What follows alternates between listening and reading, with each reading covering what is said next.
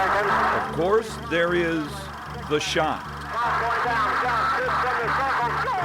Bobby Plump's last-second jumper to win the 1954 State High School Basketball Championship over Muncie Central at Hinkle Fieldhouse. You've seen it on film, you've seen it in the movies, and you can still see kids hit it in the Milan High School gym. But soon, our vision of the shot could literally be fading away. What state of stability is this print in? This probably has about 2 years before it's going to be unprojectable and unusable, and the Terre Haute one has about 6 months.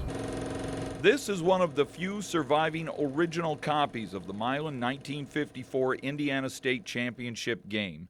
As you can see, the film of the semifinal against Terre Haute Gersmeyer is in much worse shape. Describe that smell for me. What are we smelling, Eric? You're smelling triacetate film breaking down into vinegar. That's what happens to old films. Why Milan Athletic Director John Pryfogel asked me what to do, and I asked film historian Eric Grayson. You know, I was afraid one day I'd walk in and it would just be in pieces, and we'd end up throwing it away because it had nothing to do. Within the next year, you would have done that. Right now, this is about as good as it gets, watching a copy of a copy of a copy of the 54 game on YouTube. It's fuzzy, faded, and sometimes the players look like shadows or ghosts, and forget about detail and faces in the stands. I just put it in the holes because it ventilates a little better. But with a pinch of camphor in the can to stop the breakdown and restore some pliability to the film, Grayson thinks he can shed new light on Hoosier basketball history before it goes dark. What you're seeing is 7 or 8 generations down from the original film. What they're really missing from 1954 is contrast, resolution, and dynamic range of the original film. What they're seeing in 2015 is they're seeing compression artifacts and blown out whites and things like that, which is all what we're used to seeing on YouTube.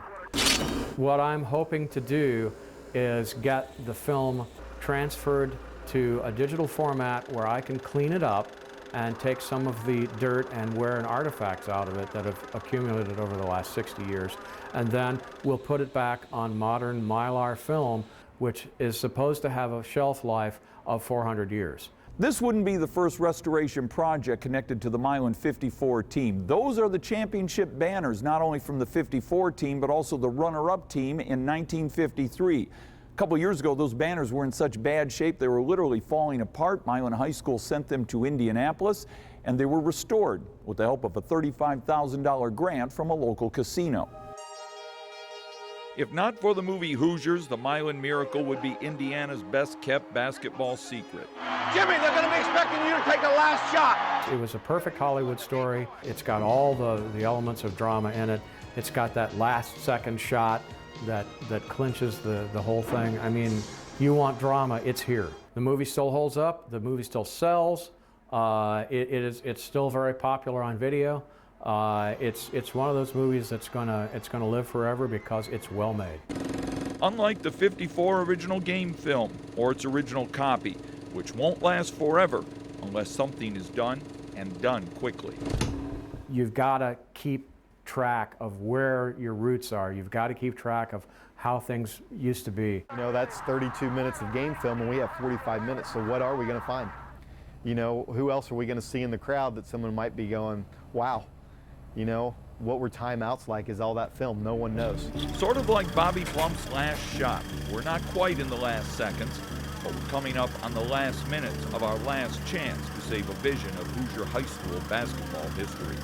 Russ McQuaid, CBS 4, Dean.